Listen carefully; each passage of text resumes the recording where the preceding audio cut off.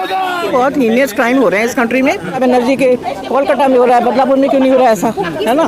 रत्नागिरी में क्यों नहीं हो रहा है? अकोला में, महाराष्ट्र में तो बहुत जगह है जिनमें ये सब कुछ हुआ है। और उत्तर प्रदेश तो आप लोग जानते ही हैं, अभी बुलडोजर चढ़वा देंगे किसी पे नहीं चलवाएंगे। के साथ ये गलत काम करते हैं उनको तो इमीडिएटली फांसी होनी चाहिए, इमीडिएटली न्याय मिलना चाहिए। जिस दिन पता लगे कि ये कल्प्रिट है उसी दिन उसको जेल में भरो। जैसे ही पता चले बलात्कारी को मार दिया जाता है, चौराहे पे खड़ा करके मार दिया जाता है, फांसी लगा दी जाती है कि फांसी की सजा अचानक एकदम से सुनते ही दे देनी चाहिए। कानून बनाया था शक्ति एक्ट। वो शक्ति एक्ट के मुताबिक ऐसा था कि अगर 45 दिन में मतलब गुनाह होता है तो 45 दिन में उसको फांसी देना चाहिए कंपलसरी। कैंडल निकाल कर अपनी उस बात को बोल रहे हैं कि हमारी सुरक्षा कैसे होगी, कैसे हम सुरक्षित रहें इस देश के अंदर। देश का मुखिया इतनी हल्के में एक बलात्कार को लेकर शब्द बोलता है कि दुख हुआ। बलात्कारियों को फांसी दो, बलात्कारियों को फांसी दो, फांसी दो, फांसी दो। अत्याचार बंद करो, बंद करो, बंद करो। महिलाओं पे अत्याचार बंद करो, बंद करो, बंद करो। बलात्कारियों को सजा दो, सजा दो, सजा दो।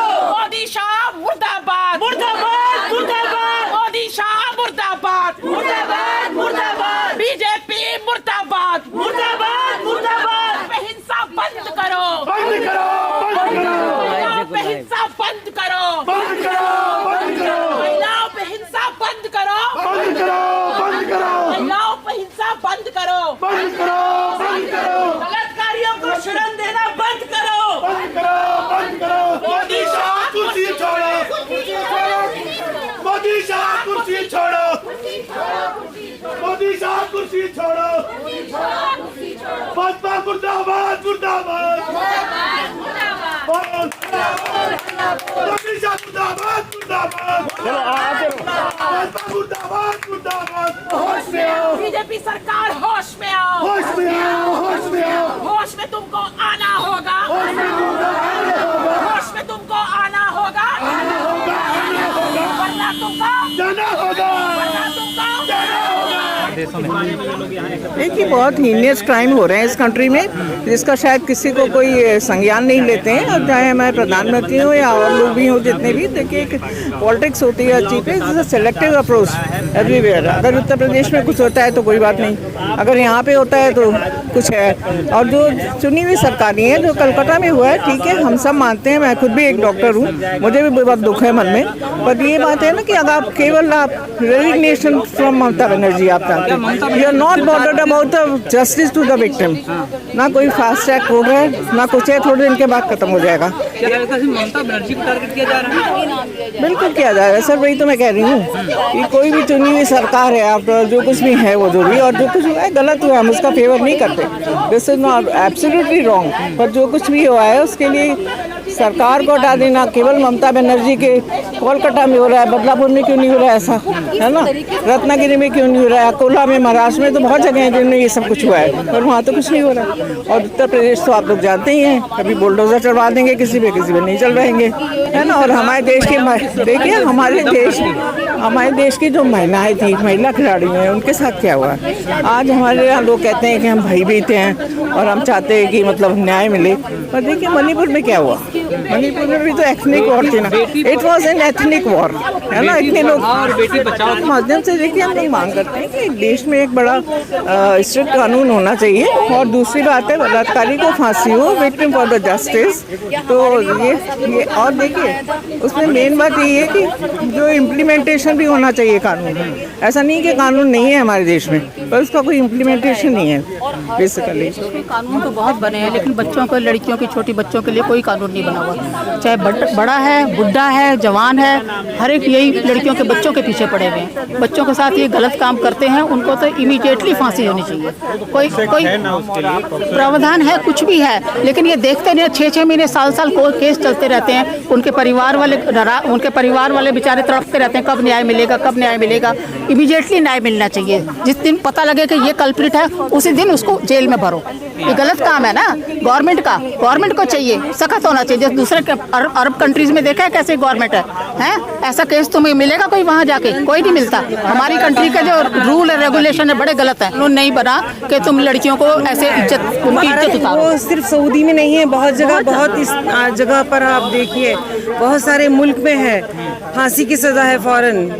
जैसे ही पता चले बलात्कारी को मार दिया जाता है, चौराहे पे खड़ा करके मार दिया जाता है, फांसी लगा दी जाती है, गोली मार दी जाती है। सिर्फ सऊदी की बात नहीं है, आप देखिए दूसरे मुल्क और अलग अलग अनेक मुल्कों में ये है प्रावधान, और वो सहूलत सबको दी गई है कि फांसी की सजा अचानक एकदम से सुनते ही दे देनी चाहिए, और इसके लिए जरा भी बख्शा नहीं जाना चाहिए बलात्कारियों को। नहीं तो उनको अगर ऐसी सजा नहीं दी जाएगी तो आगे के लिए उनका हौसला बढ़ जाएगा, और वो औरतों के लिए हाँ पोस्ट बना हुआ है, लेकिन उसके खिलाफ एक्शन, स्ट्रिक्ट एक्शन लेना चाहिए गवर्नमेंट को। इतने टाइम तक वो महिलाओं को असुरक्षित होकर रहना पड़ता है, डर डर के जीना पड़ता है, उसके खिलाफ उनको एकदम से एक्शन लेना चाहिए। ऐसा है, राष्ट्रवादी कांग्रेस पार्टी शरद चंद्र पवार, हम लोग का गवर्नमेंट महाराष्ट्र में था, जब अनिल देशमुख होम मिनिस्टर थे तो उन्होंने एक कानून बनाया था शक्ति एक्ट। वो शक्ति एक्ट के मुताबिक ऐसा था कि अगर 45 दिन में मतलब एक गुनाह होता है तो 45 दिन में उसको फांसी देना चाहिए कंपलसरी। ऐसा शक्ति एक्ट शरद चंद्र पवार की राष्ट्रवादी कांग्रेस पार्टी ने महाराष्ट्र में, जब हमारी सत्ता थी, होम मिनिस्ट्री हमारे पास थी, तब हमने वो कानून बनाया था। लेकिन वो कानून को अभी तक केंद्र ने मंजूरी नहीं दी है, राष्ट्रपति ने मंजूरी नहीं दी है। तो आज मैं मांग करता हूँ राष्ट्रपति जी से, वो शक्ति एक्ट को इमीडिएटली उसको पास करे, उसको गैजेट में लाए और उसको पूरे देश में लागू किया जाए। रोज एक घटना आती है कि जहाँ पे रेप हो रहे हैं, डेली की डेली आप न्यूज़पेपर देखें, कोई टेलीविजन का चैनल देखिए, अभी कल परसों एक दलित महिला पे रेप हुआ, 4 साल के बच्ची के ऊपर रेप हुआ। अमित शाह जी को सिर्फ इलेक्शन का जो कैंपेन करना, दूसरे पार्टियों के लोगों को फोड़ना, गवर्नमेंट को गिराना, इसके सिवा उनके पास टाइम कहाँ है? वो होम मिनिस्ट्री के ऑफिस में कभी बैठते भी नहीं होंगे, कुछ काम करते भी नहीं होंगे। लगातार जो टीवी चैनलों पे खबर चल रही है बंगाल को लेकर के राष्ट्रपति शासन लगाया जाए, कैसे देखें? तो वो एक बहाना, उनको तो एक कारण चाहिए था, वो कारण ढूंढ रहे। जहाँ जहाँ इंडिया अलायंस की गवर्नमेंट है, वो गवर्नमेंट को कैसा बर्खास्त किया जाए, उसको वहाँ पे राष्ट्रपति भवन, राष्ट्रपति शासन लगाया जाए, इस ऐसी उनकी कोशिश जारी रहती है। और वो अगर इलेक्शन नहीं जीत सकते तो इस तरीके से सत्ता में आने की कोशिश करते रहते हैं। जिस तरह से मध्य प्रदेश हो चाहे उत्तर प्रदेश हो और अलग अलग राज्यों में अपराधियों के घर बुलडोजर चल जाता है, तो क्या वहाँ पर वो बुलडोजर चला जाता है सिर्फ मुसलमानों के घर के ऊपर, वो हिंदुओं के घर पे कभी नहीं चला है। वो योगी सरकार वहाँ के मुसलमानों को डराने के लिए बुलडोजर का इस्तेमाल करती है। देखा गया है कि बलात्कार के बाद कैंडल मार्च करते हैं तमाम लोग, आप लोग भी कर रहे हैं, कुछ फायदा होता है इससे? देखिए, हमारी संवैधानिक प्रक्रिया है कि हम हिंसा तो नहीं कर सकते, हम सड़क पर अपनी आवाज़ उठा सकते हैं, अपनी आवाज़ से हम इस सरकार के कानों में आप लोगों के जरिए अपनी आवाज़ पहुंचा सकते हैं। तो ये कैंडल मार्च भी एक प्रक्रिया है। हम कैसे, हम हिंसा नहीं कर रहे हैं, हम कैंडल निकाल कर अपनी उस बात को बोल रहे हैं कि हमारी सुरक्षा कैसे होगी, कैसे हम सुरक्षित रहें इस देश के अंदर। कैंडल मार्च बोल के भाजपा ये दिखाना चाहती है कि कैंडल मार्च एक ड्रामा है, तो वो सरकार बताए कि हम उनसे कैसे मुकाबला करें, कैसे लड़ने आए हम उनसे कि इस देश की बेटी सुरक्षित हो, ये वो बताए हमको। हम कैंडल मार्च नहीं निकालेंगे, हम प्रदर्शन भी नहीं करेंगे, लेकिन वो बताए कि देश की बेटी में एक भी बेटी के साथ बलात्कार, छेड़छाड़ और हिंसा नहीं होगी, ये वो लोग बताएं हमको। हम नहीं निकालेंगे कैंडल मार्च, हम नहीं उठाएंगे आवाज, पर वो तो बताएं, हमें मजबूर करते हैं वो लोग। भाजपा तो कह रही है वहाँ पे ममता बनर्जी की सरकार, ममता बनर्जी की ही खाली, ममता बनर्जी ने नारा दिया था राम राज लाने का, राम राज लाने का नारा भाजपा ने दिया था, आरएसएस ने दिया था। वो बताएं, पहले वो अपनी जिम्मेदारी तय करें, ममता बनर्जी को हम बाद में देख लेंगे। महिलाओं पे जो अत्याचार हो रहे हैं, इसके बाद प्रधानमंत्री जी लाल किले से दुख व्यक्त करते हैं। देखिए, ये बड़े शर्म की बात है कि देश का मुखिया इतनी हल्के में एक बलात्कार को लेकर शब्द बोलता है कि दुख हुआ। उनको ये समझ नहीं आ रहा कि इस देश की आधी आबादी ने जिस दिन प्रण कर लिया कि हम वोट नहीं देंगे, उस दिन इनको अपनी सत्ता पता लग जाएगी कि हम महिला भी कितनी ताकतवर है। नारा तो नहीं कहा है ना, बेटी बचाओ बेटी पढ़ाओ, तो बेटी बचाओ पर ही तो इस्तीफा देना चाहिए उनको कि उन्होंने देश की उस बेटी को सुरक्षित नहीं किया। वो कोई जंगल में थोड़ी ना थी, वो पहाड़ों पे थोड़ी ना थी, वो बर्फ पे थोड़ी ना थी कि जहां उसको मदद नहीं मिल सकती थी। हॉस्पिटल में घुस के उसके साथ बलात्कार हुआ और उसको मारा गया।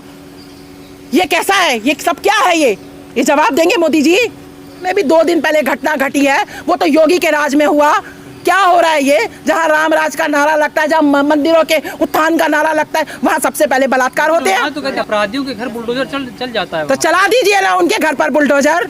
आप बता दीजिए देश को कि बुलडोजर चला के उसकी सजा खत्म हो गई और कोई बलात्कार कर ले आकर। कैसे बुलडोजर चलाने से बलात्कार खत्म नहीं होने वाले।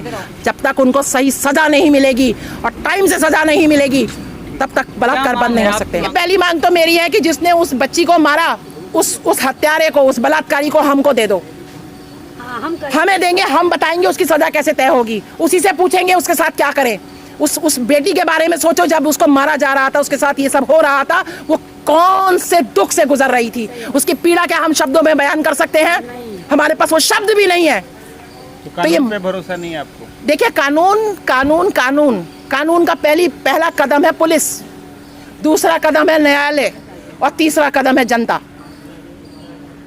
तो मुझे लगता है कि जनता को भी सड़कों पे, अब जो सड़कों पे आती है जनता, कानून पे यकीन करके ही तो आती है, इस न्यायालय पे यकीन करके आती है। लेकिन सजाएं 20-20 साल चलती रहती, उनको वकील मिल जाते हैं। क्यों मिल जाते हैं उनको वकील? उनको कोई फैसिलिटी नहीं मिलनी चाहिए, बलात्कारी के लिए कुछ सुविधा नहीं होनी चाहिए।